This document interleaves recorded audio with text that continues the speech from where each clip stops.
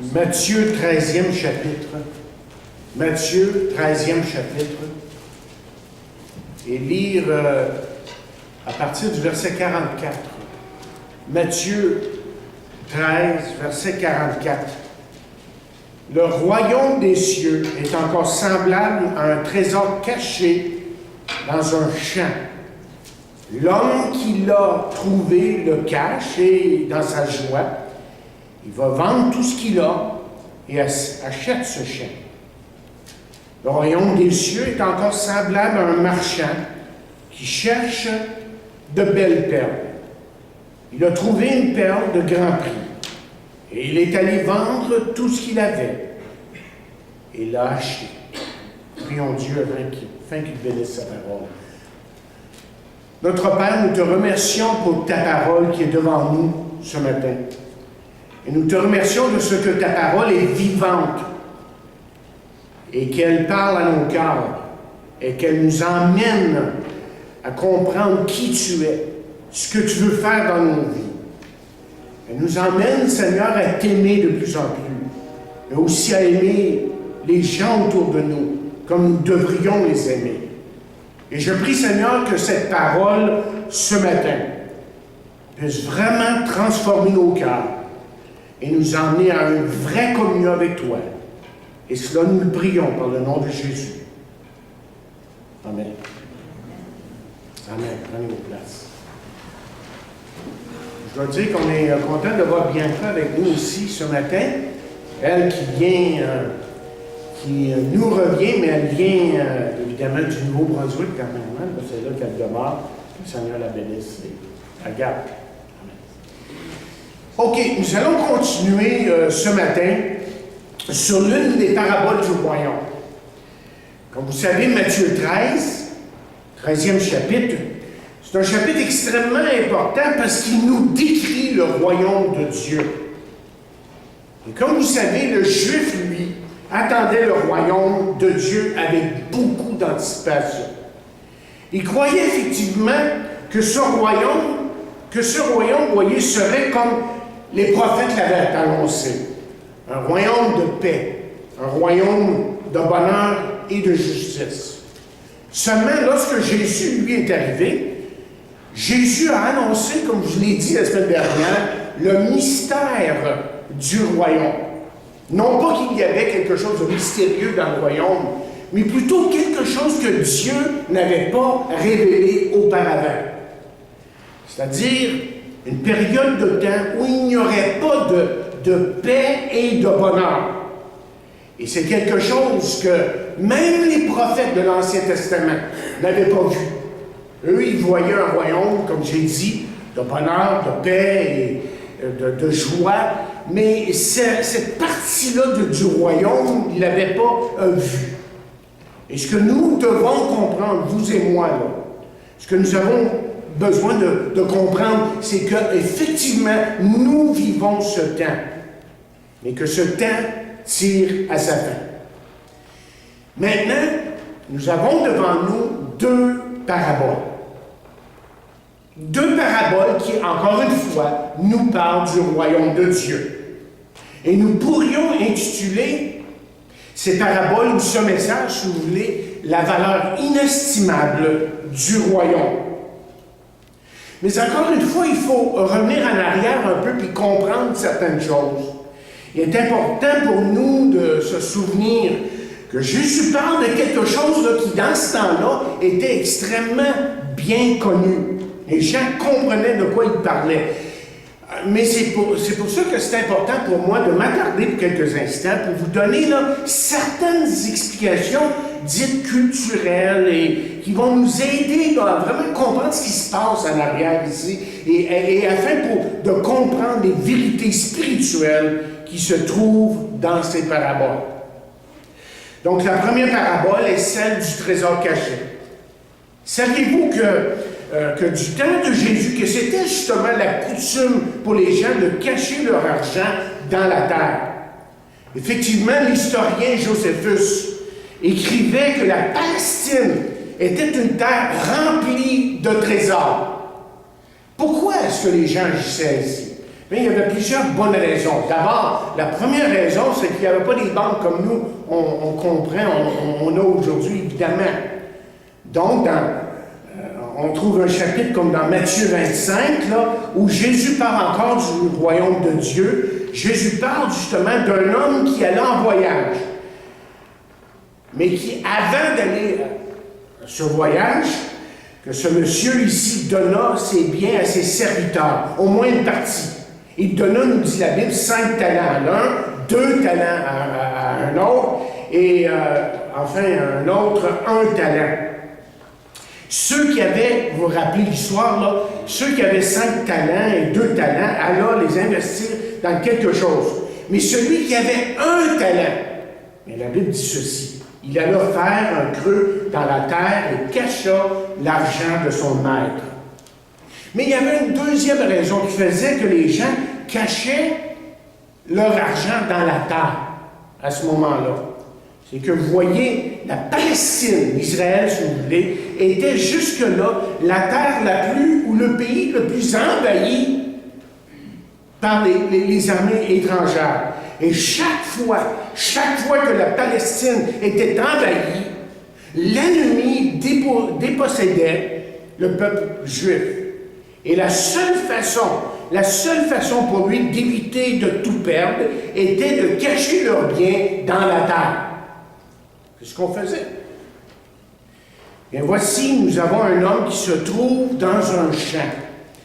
Et on ne sait pas exactement ce qu'il faisait, mais ce qu'on sait, qu'à un certain moment, il a trouvé un trésor. Et certains vont peut-être dire que cet homme n'a pas bien agi en prenant le trésor caché. Après tout, ce n'était pas à lui, certains diront. Mais est-ce que c'était le cas? Permettez-moi de vous donner 3 raisons pourquoi ce monsieur a agi très bien. Et la première raison, c'est William Barclay qui nous dit qu'il y avait une loi juive rabbinique qui disait « Ce qui est éparpillé appartient à celui qui l'a trouvé ». Donc, pour ceux qui entendaient Jésus, écoutaient ses paroles, racontaient cette parabole, ils savaient que cet homme avait agi dans le cadre de la loi. Et deuxièmement, le trésor qui se trouvait dans le champ n'appartenait pas à celui qui a vendu le terrain à cet homme. Sinon, je pense qu'il n'aurait pas vendu le terrain. En tout cas, pas avec le trésor. Et troisièmement, cet homme a été juste et honnête. Vous voyez, cet homme ici aurait pu prendre le trésor, le vendre et utiliser une partie de l'argent pour acheter la terre. Mais ce n'est pas ça qu'il a fait. Parce que la Bible nous dit qu'il vendit tout ce qu'il avait pour acheter cette terre.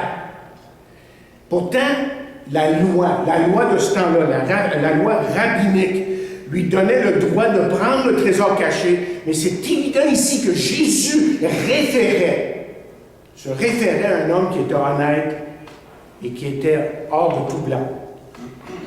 Allons maintenant à la deuxième parabole qui est celle de la perle précieuse. Encore une fois, les gens comprenaient le langage de Jésus. Ici, vous voyez, il est question d'un marchand qui cherche des perles précieuses. Et dans ce temps-là, posséder une perle, mais c'était comme posséder un diamant aujourd'hui. Et il y avait foncièrement deux façons pour se procurer des perles.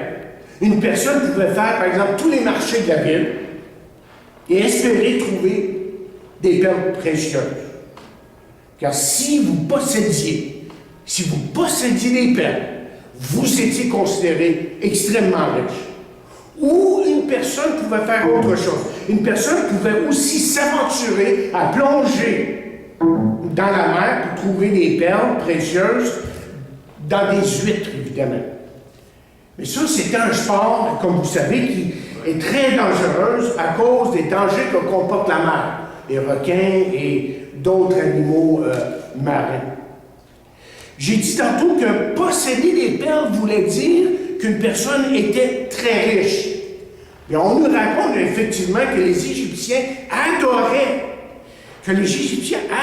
les perles, autrement dit, rendaient un culte aux perles. Et les Romains, plus tard, ont copié, ont pratiqué à peu près la même chose. Lorsqu'une femme, par exemple, voulait montrer qu'elle était riche, elle se parait de perles. Et là, peut-être on comprend un peu mieux pourquoi Paul a dit un jour ces paroles. Il a dit, « Je veux aussi que les femmes vêtues d'une manière décente, avec pudeur et modestie, ne se parent pas de tresses, ni d'or, ni de perles. » On nous dit que la femme de l'empereur romain Caligula, Lolia Paulina, on l'appelait, elle a un jour un dîner avec des perles dans ses cheveux, dans son cou, dans ses oreilles, ses doigts, et que la somme totale, la valeur totale de ces perles était à peu près aujourd'hui là, de 36 millions. Lorsqu'un empereur voulait se vanter de sa fortune, vous savez ce qu'il faisait? Il mettait des perles dans du vinaigre pour le faire dissoudre. Et ensuite, il buvait le vinaigre. Et même Jésus, écoutez, même Jésus reconnaissait la grande valeur d'une perle lorsqu'il a dit un jour, « Ne jetez pas vos perles devant les pourceaux. » Le livre de l'Apocalypse nous dit qu'il y aura des perles dans le ciel, que l'une des 12 portes de la Nouvelle Jérusalem serait une perle. Donc, on voit bien là, que cette notion de perle est très importante et démontre la richesse. Maintenant, vous remarquez que tous les deux, là, et celui qui a trouvé le trésor, et celui qui a trouvé la perle précieuse, ont tous les deux vendu ce qu'ils possédaient afin de s'assurer l'appartenance de ces trouvailles. Et il n'y a aucun doute dans mon esprit, dans l'esprit de ces gens, que ces choses étaient d'une valeur inestimable, d'une grande valeur. OK, voilà, nous avons jusqu'ici là, eu l'arrière-plan un peu de ces paraboles. Là, ce qu'on va essayer de faire, c'est de tenter de comprendre le message spirituel et biblique derrière ces paraboles. C'est-à-dire, que veut dire, qu'est-ce que Jésus est en train de dire ici, lorsqu'il parle comme il a parlé concernant ces deux trésors? Et j'aimerais vous donner 6 choses ici, là, que nous disent ces paraboles. 6 choses que nous disent ces trésors. Et la première chose, c'est ceci. C'est que le royaume a une valeur inestimable. Les deux paraboles ici nous enseignent que le royaume de Dieu est d'une valeur incroyable, inestimable. J'avais un autre mot, mais là, il m'échappe. Autrement dit, ce que ces paraboles sont en train de nous dire, c'est ceci. C'est qu'une personne entre dans ce royaume en mettant sa confiance en Jésus-Christ. Et c'est alors que pour lui, qu'un monde spirituel et nouveau devient réel. Il découvre qu'il n'y a rien de plus précieux dans sa vie que de connaître Jésus-Christ, que d'avoir une relation, une communion avec lui, que son salut est incorruptible et éternel. Le salut, autrement dit, est comme ce trésor caché ou cette perle précieuse que le monde cherche encore aujourd'hui. Voyez, le salut de Dieu le donne aux hommes, comment est-ce qu'on pourrait dire donc, toutes sortes de richesses, ou est riche en bénédictions. Il inclut des choses tant recherchées par les hommes aujourd'hui. Par exemple, le pardon, la vertu, la joie, la bonté, la paix, la gloire, le ciel, la vie éternelle. Et qui ne veut pas de ces choses-là foncièrement? En fait, le salut que Dieu donne aux hommes est plus précieux que tous les diamants de ce monde. Et c'est pour ça que Jésus a dit un jour, « Que sert-il à un homme de gagner tout le monde s'il perd son âme? » Et deuxièmement, ce que ces paraboles nous enseignent, c'est que le royaume est parfois imperceptible. Nous avons vu là, dans la première parabole que le trésor caché était sous terre et que dans la deuxième, que dans la deuxième, le marchand a dû chercher la perle, pas pierre, mais perle précieuse. Qu'est-ce que ça nous enseigne? Ça nous enseigne, deuxièmement, que le salut aux yeux des hommes n'est pas évident. Vous voyez, le monde nous regarde, nous voit, nous examine et se demande pourquoi. Pourquoi vous et moi on prie Dieu? Pourquoi vous et moi on lit la parole de Dieu? Pourquoi vous et moi refusons de vivre comme eux? Certains moments, de vivre selon la parole de Dieu. Le monde se demande comment il se fait que le chrétien ne fait pas certaines choses, ne s'engage pas, comme le psaume numéro 1 nous dit, qu'on a vu il y a quelques semaines, que le juste vit d'une certaine façon. Mais la parole de Dieu est claire, mais l'homme naturel ne reçoit pas les choses de l'Esprit de Dieu, car elles sont une folie pour lui, et il ne peut les connaître. Il ne peut les connaître parce que c'est spirituellement qu'on en juge. Chers amis, un homme qui ne connaît pas Jésus-Christ, qui n'est pas sauvé, est aveuglé aux choses de Dieu, évidemment. Il ne peut pas comprendre les choses de Dieu. Il ne peut pas saisir les choses de Dieu. Donc, la valeur du royaume de Dieu lui échappe complètement. Allons plus loin dans notre pensée ce matin. Le marchand chercha sa perle précieuse et l'homme qui découvra le trésor caché ont tout fait pour l'obtenir, si vous avez bien remarqué. Chers amis, nous vivons dans un monde de plus en plus, que je pourrais dire, superficiel. Peut-être parce que je vieillis, mais je m'aperçois que tant de choses que les gens aujourd'hui font complètement ou sont complètement superficielles. Un monde qui vit seulement par ses sentiments ou même par sa sensualité. Ce qui fait que beaucoup de gens, parce qu'ils vivent comme ça, selon leurs sentiments, et la sensualité, la convoitise, et toutes ces choses-là qui sont dans ce monde, et à cause de ça, il y a tant de gens qui ne prennent pas le temps de vraiment connaître la vérité. Mais écoutez bien, Jésus nous avait bien avertis lorsqu'il a dit, « Mais étroite est la porte, resserrez le chemin qui mène à la vie, et il y en a peu qui la prennent. » Qui y entre. Et Jésus va aussi dire ceci. Il dit, depuis le temps de Jean-Baptiste jusqu'à présent, le royaume des cieux est forcé et ce sont les violents qui s'en emparent. Et ce qu'il voulait dire, là, tout simplement, il voulait dire que ce sont ceux qui cherchent vraiment Dieu qui le trouvent. Et pourtant, dans quelques instants, je vais dire le contraire de ça. Mais vous allez comprendre tantôt. OK. La troisième chose que je veux dire sur ces paraboles, c'est ceci, c'est que le royaume est une possession personnelle. Remarquons encore une fois que le trésor caché est devenu la propriété de celui qui l'a trouvé. Que les perles ici deviennent la propriété de celui qui les achète. Vous voyez, ces personnes se sont impliquées personnellement afin que ces choses deviennent leur propriété. Écoutez, le royaume de Dieu et tout ce que ça peut comprendre, ou cela peut comprendre, la paix, le pardon, la joie, le Saint-Esprit et la vie éternelle, ne sera jamais à vous, à moins que vous vous impliquiez personnellement, dans le sens que vous faites confiance à Jésus-Christ pour votre salut. Que vous venez à Jésus-Christ personnellement et que vous lui donniez votre vie. Je vous demande ce matin ce que vous l'avez fait. Parce que vous voyez, en fin de compte, c'est à votre tour de jouer. Parce que Dieu a joué. Manière de parler, évidemment. Dieu a fait de tout. Dieu a envoyé son Fils sur la croix afin de nous donner, évidemment, tout ce dont nous avions besoin pour le connaître personnellement. Jésus va dire ceci à un moment donné. Il dit, mais les fils du royaume seront jetés dans les ténèbres du dehors, où il y aura des pleurs et des grincements de dents.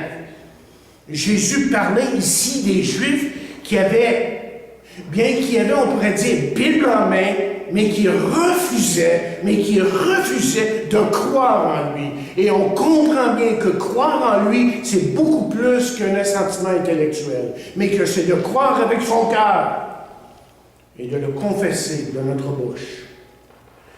Mais souvenez-vous ce que j'ai dit dès le commencement lorsqu'on a regardé quelques-unes de ces paraboles. Puis on va revenir dans Marc à un moment donné, mais si j'ai pris le temps de revenir dans Matthieu 13, aujourd'hui, c'est parce que Jésus répète certaines choses dans Marc, ou Marc répète certaines choses dans Marc qui se trouvent dans Matthieu, bien que probablement que Marc a été écrit avant Matthieu.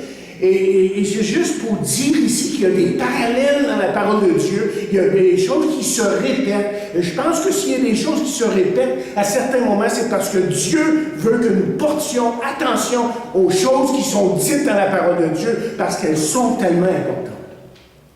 Mais l'une des choses que je vous ai dit, dès le début, en parlant de ces paraboles, c'est ceci. C'est que tous ne sont pas du royaume. Rappelez-vous que ça, c'est l'un des thèmes qui se trouve dans Matthieu 13. Tous ne sont pas du royaume. Autrement dit, ce que vous voyez devant vous dans l'Église, qu'on peut voir de nos yeux physiques, tous ne sont pas du royaume. Et un jour, la parole de Dieu nous dit, il va y avoir un triage. Et Dieu seul sait qui lui appartient vraiment, évidemment. Alors, êtes-vous son enfant aujourd'hui? C'est pas parce que vous êtes baptisé, parce que vous venez à cette église ou à une autre église que vous êtes sauvé, mais parce que vous avez confessé Jésus-Christ comme votre sauveur et Seigneur. Et la Bible nous dit, mais à tous ceux qui l'ont reçu, à ceux qui croient en son nom, elle a donné le pouvoir de devenir enfant de Dieu. Mais quatrièmement, ce que nous pourrions dire de ce royaume, de ces paraboles-là, ici, c'est que le royaume est une source de joie. Ces paraboles nous indiquent que les personnes concernées ont eu beaucoup de joie, mais après avoir trouvé le trésor caché ou la perle précieuse, évidemment, ils ont pris des dispositions pour que ce soit à eux. Ils ont eu beaucoup de joie. J'ai une question pour vous ce matin. Y a-t-il une personne ici qui ne veut pas être heureux? Non, je pense que foncièrement, la plupart des gens veulent être heureux, et même ceux qui, je sais pas, ceux qui semblent aimer leur misère, aimeraient peut-être trouver un peu de bonheur dans leur misère. Moi, je fais du sens, quelque chose comme ça. Ah, c'est ça. Okay? Donc, fondamentalement, les hommes, ils veulent être heureux. On cherche le bonheur, on aime, autrement dit, on aime bien se sentir, on aime se sentir bien dans sa peau. Sans cela, on peut qu'être misérable. Et Jésus nous le dit de différentes façons dans les évangiles, et Paul, évidemment, je vais lire quelques versets, qui nous parlent de bonheur, de joie que Dieu veut nous donner. Évidemment, ce n'est pas une joie comme ce monde. Ça, il faut bien le comprendre. Mais Jésus a dit ceci. Dans Jean 15, verset 11, il dit, « Je vous ai dit ces choses afin que ma joie soit en vous et que votre joie soit parfaite. » Même, prochain chapitre, Jean 16, moi je les ai écrits, je ne vais pas prendre le temps de regarder dans ma Bible. Il dit dans Jean 16, 24, « Jusqu'à présent, vous n'avez rien demandé en mon nom. Demandez, vous recevrez afin que votre joie soit parfaite. » Vous voyez, il revient souvent. Romains 14, verset 17. « Car le royaume de Dieu, ce n'est pas le manger et le boire, mais la justice et la paix, la joie par le Saint-Esprit. » Romains 15, verset 13. « Que le Dieu de l'espérance vous remplisse de toute joie et de toute paix dans la foi, pour que vous abondiez en espérance par la puissance du Saint-Esprit. » Et enfin, Jean nous dit ceci, il dit, « Et nous vous écrivons ces choses, afin que notre joie soit parfaite. » 1 Jean 1, 4. Donc la joie, c'est quelque chose que les gens veulent. Et le royaume de Dieu a une valeur inestimable, et celui qui le trouve une source de joie inaltérable. Et c'est pour ça que Paul pouvait dire, et on vient justement de finir d'étudier Philippiens mercredi soir, que Paul disait à répétition, « Réjouissez-vous toujours dans le Seigneur. » Je le répète, « Réjouissez-vous toujours dans le Seigneur. » Donc, pour le chrétien, sa joie, là, c'est une source de puissance, comme on a vu cette semaine dans notre étude. C'est une source où il peut trouver vraiment toute la signification de sa vie avec Jésus. Laissez-moi vous parler cinquièmement de l'entrée au royaume, que l'entrée au royaume se fait de différentes façons.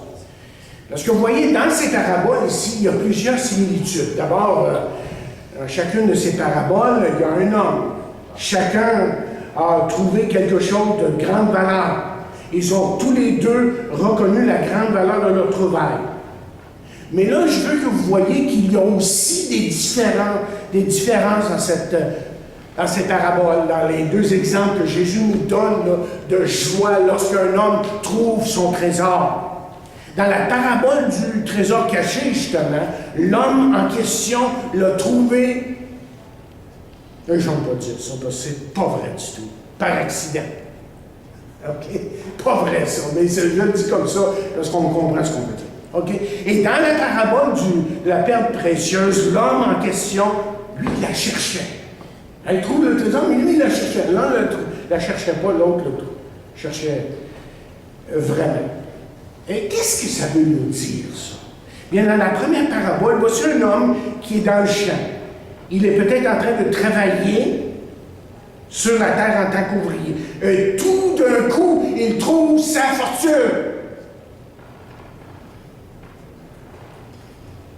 Bien les gens, vous savez, entendent le royaume de cette façon. Ce n'est pas que ces gens-là cherchent quoi que ce soit, mais ils viennent à Christ, ils entendent l'évangile de Jésus-Christ et ils l'acceptent. C'est pas qu'ils cherchaient. Et on a plusieurs exemples dans la parole de Dieu de ça. Il y a Paul, par exemple, sur le chemin de Damas. Tout d'un coup, Dieu le frappe.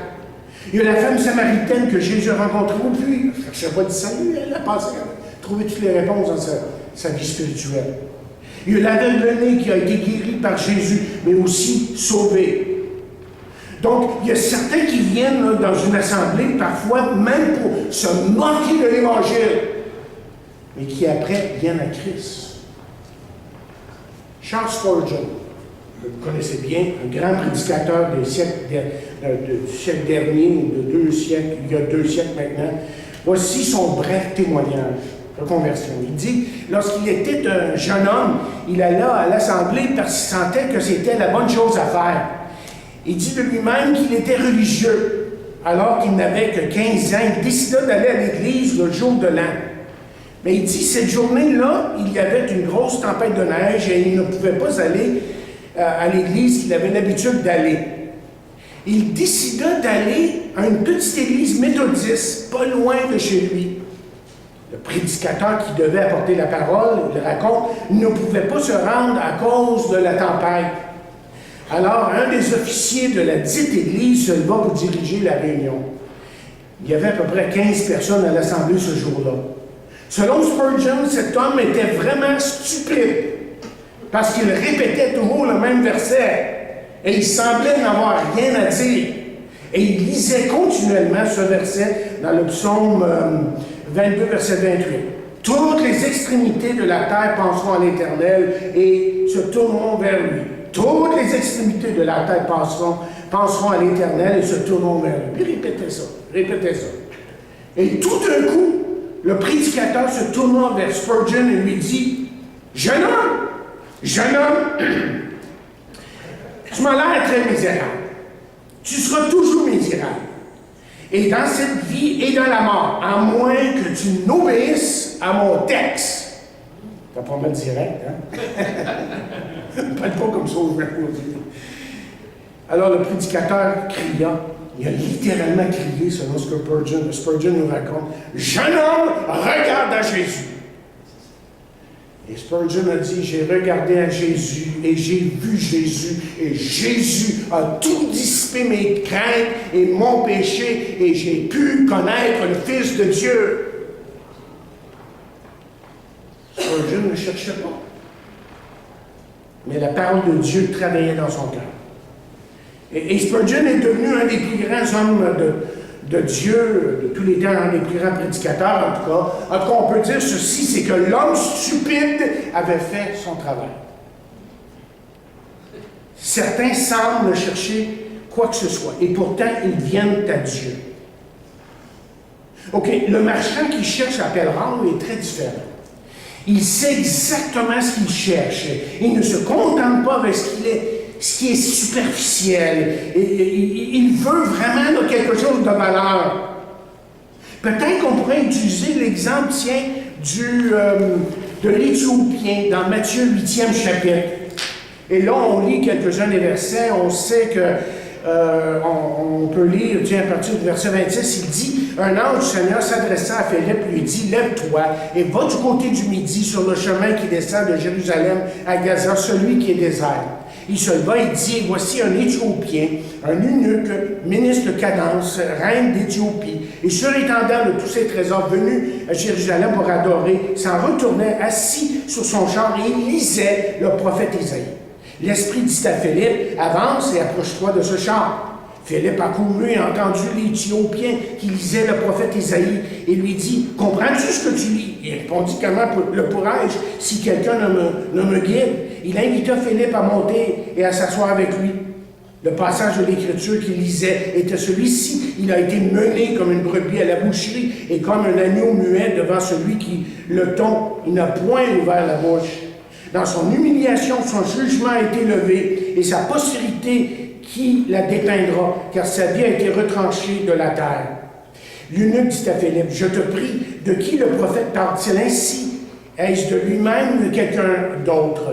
Alors Philippe, ouvrant la bouche et commençant par ce passage, lui annonça la bonne nouvelle de Jésus. Comme ils continuaient leur chemin, ils rencontrèrent de l'eau. Et l'eunuque dit, voici de l'eau.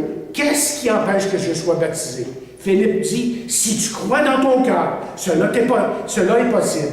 L'eunuque dit, je crois que Jésus-Christ est le Fils de Dieu.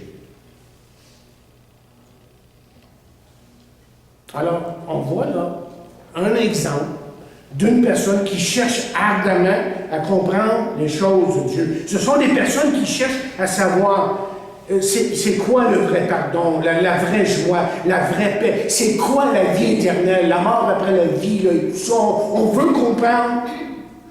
Donc, vous voyez, la Bible semble nous dit qu'il y a ceux qui entrent par accident, bien que ce n'est pas le cas, évidemment, on sait bien que c'est Dieu qui appelle, c'est Dieu qui choisit.